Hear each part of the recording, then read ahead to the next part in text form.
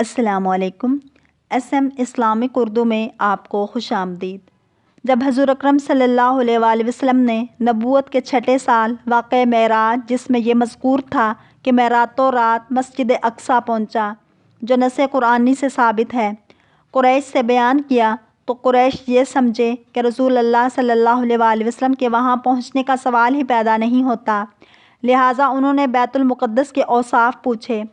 حضرت جبریل علیہ السلام نے سرزمین بیت المقدس کو حضور اکرم صلی اللہ علیہ وآلہ وسلم کے سامنے لا کر رکھ دیا، اور انہوں نے جو کچھ پوچھا حضور اکرم صلی اللہ علیہ وآلہ وسلم نے اس کا جواب شافی دیا۔ قریش نے انہی دنوں ایک قافلہ ملک شام کو بھیجا ہوا تھا۔ آپ صلی اللہ علیہ وآلہ وسلم سے اس کے متعلق پوچھنے لگے۔ حضور اکرم صلی اللہ علیہ وآلہ وسلم نے فرمایا، قافلہ ابھی راہ میں ہے، اور فرمایا، گزرتے وقت میں نے فلاں شخص کو اونٹ پر بیٹھے ہوئے ٹھٹھرتا ہوا دیکھا، جس نے اپنے غلام سے کمبل مانگا۔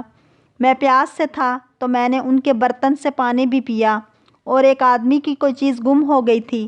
جب ہم وہاں پہنچے تو اس کی گم کردہ چیز مل گئی، اور قافلہ والوں کے اونٹ ہمارے براق سے ڈر کر بھاگے اور ادھر ادھر منتشر ہو گئے۔ اگر اہل قافلہ کے کچھ دن ان کے ڈھونڈنے میں ضائع نہ ہوئے تو وہ فلاں روز طلوع آفتاب کے وقت جہاں پہنچیں گے۔ قریش ان خبروں سے متعجب ہو گئے اور اس وقت کا انتظار کرنے لگے۔ جب وہ وقت آیا تو قریش دو گروہوں میں بٹ گئے۔